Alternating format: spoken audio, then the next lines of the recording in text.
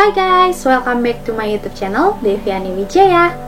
Hari ini aku bakalan bahas seputar tentang rambut. Jadi aku bakalan kasih tahu kalian apa sih bedanya dari rebonding, smoothing rambut, keratin, dan terakhir cushion setting. Nah, buat kalian yang mungkin tertarik untuk salah satu di antaranya, kalian mesti banget tonton video aku sampai akhir, dan kalian bisa tentuin mana sih yang cocok buat rambut kalian. Nah, tentunya kalian harus keep to watching. Dan buat kalian yang belum subscribe YouTube channel aku, jangan lupa kalian subscribe dulu dan juga nyalain loncengnya.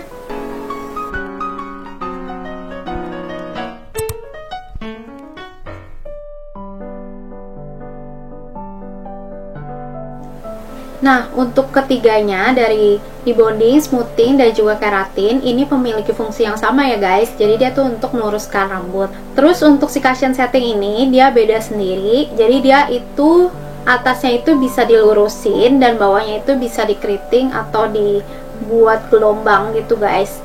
Nah, dia ada bedanya, dia bisa pilih cushion setting untuk cushion S, cushion C, dan yang terakhir cushion H. Nah, terus apa sih perbedaan dari tiap cushion setting? Cushion setting H berfungsi untuk volume rambut dan biasanya dikombin dengan S dan juga C.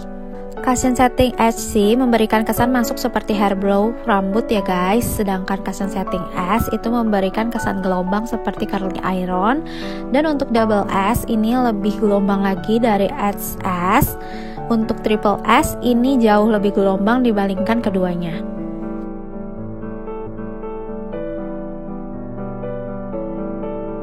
Yang kedua, aku bakal bahas tentang bahan dari obat yang kita pakai. Untuk si rebonding ini memiliki kandungan bahan kimia yang jauh lebih besar dibandingkan smoothing. Jadi smoothing itu di bawahnya dari rebonding ya. Kalau misalnya kalian melakukan treatment ini, biasanya bau si rebonding itu obatnya jauh lebih menyengat dibandingkan kalian smoothing. Nah, untuk si keratin ini dia mengandung keratin atau kalian bisa sebut protein alami yang ada di rambut kita.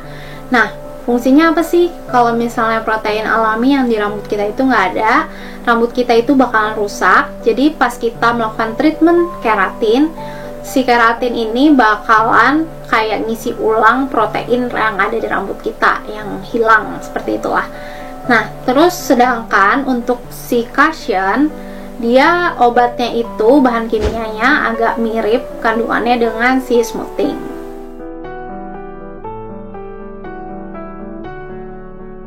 Yang ketiga, aku bakalan bahas untuk prosesnya.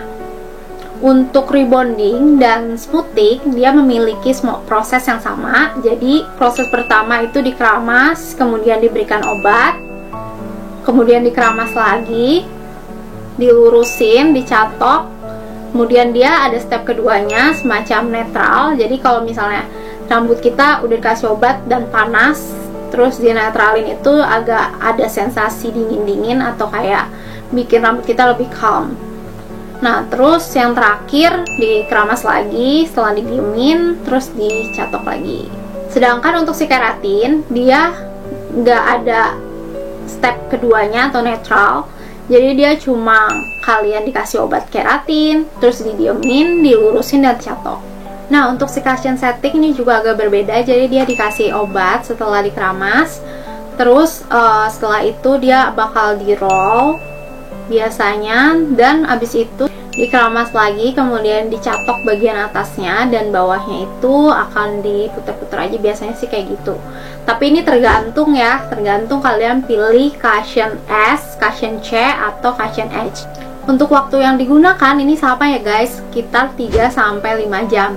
Tapi tergantung kondisi rambut kalian, misalnya kalian rambutnya panjang banget atau rambut kalian tebal atau tipis, itu tergantung ya. Jadi waktunya itu tergantung dari kondisi rambut kalian. Dan kemudian setelah melakukan proses treatment tersebut, biasanya kalian nggak boleh keramas 3 hari dan rambut kalian nggak boleh diikat juga.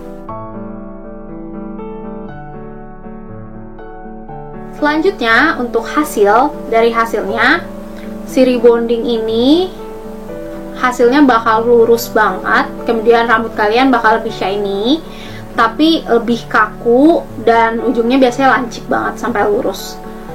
Dan untuk si smoothing ini jauh lebih lembut hasilnya dan juga lebih lemas, jadi lebih alami dibandingkan rebonding. Dan yang ketiga untuk keratin, ini nggak seluruh smoothing, lebih alami lagi daripada smoothing, kemudian dia juga lebih mudah diatur. Untuk si smoothing sama keratin, dari pengalaman aku hasilnya itu nggak jauh beda, tapi bedanya nanti bakal di ketahanannya. Untuk cushion setting ini hasilnya itu alami dan ini udah hype banget di Korea guys. Jadi dia bakal ngurangin kalian yang sering-sering misalnya kalian suka catok ke dalam, kayak rambut aku kayak gini, atau pengen yang bawahnya agak-agak gelombang. Nah, ini dia kurang lebih penampakannya dari hasil-hasil rebonding, smoothing, keratin, dan cushion setting.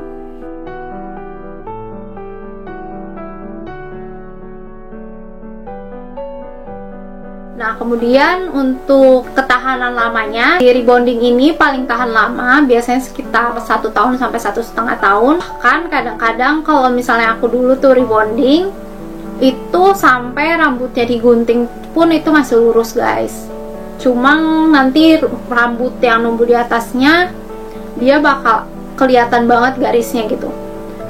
Terus kemudian untuk smoothing ini biasanya ketahanannya sekitar 6 bulan.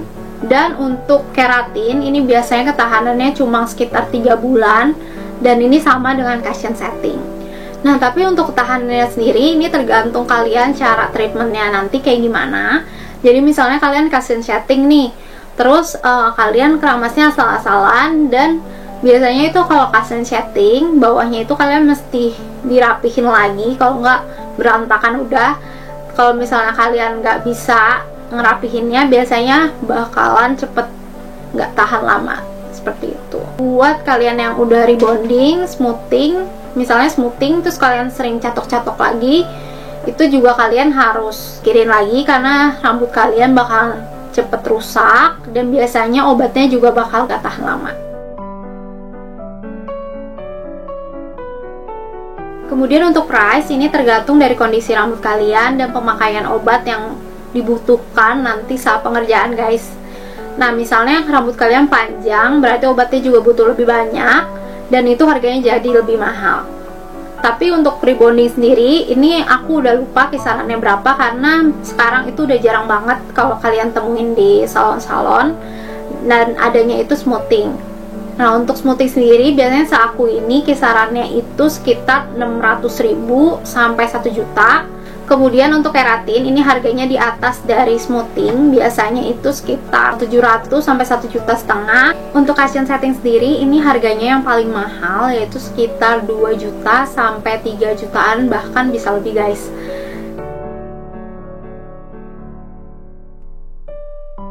Dan yang terakhir untuk kecocokan rambut, buat rebonding ini cocok banget untuk rambut yang benar-benar keriting atau ikal. Kalian perlu banget untuk ngelurusinnya, itu kalian harus pilih yang rebonding. Tapi kalau kalian pengen hasilnya itu jauh lebih alami, aku saranin kalian pilih yang smoothing. Tapi biasanya kalau smoothing ini nggak terlalu bisa buat rambut yang bandel banget, maksudnya sampai keriting banget, itu agak susah sih guys. Nanti hasilnya itu masih agak kayak ngembang-ngembang gitu. Dan untuk keratin ini aku saranin buat rambut kalian yang agak ngembang aja atau misalnya agak rusak, karena keratin ini fokusnya nggak terlalu untuk meluruskan banget, tapi dia juga untuk merawat rambut. Dan yang terakhir untuk cushion setting ini aku saranin buat kalian yang memang rambutnya itu pengen di style tapi kalian pengen menghemat waktu, jadi kalian nggak pengen yang kayak nyatok-nyatok lagi atau curly-curly lagi. Nah, itu buat kalian yang untuk cushion setting. Tapi misalnya untuk rambut kalian yang super keriting, itu juga aku nggak anjurin buat cushion setting ya guys. Jadi aku lebih anjurin kalian untuk rebonding. Nah, itu dia kira-kira perbedaan dari keempat-empatnya. Buat kalian yang mungkin ada pertanyaan lebih lanjut, kalian bisa cantumin di kolom komentar, nanti aku bakalan jawab sebisa aku guys. Dan sekian aja video aku hari ini, sampai ketemu di video selanjutnya ya guys. Bye bye.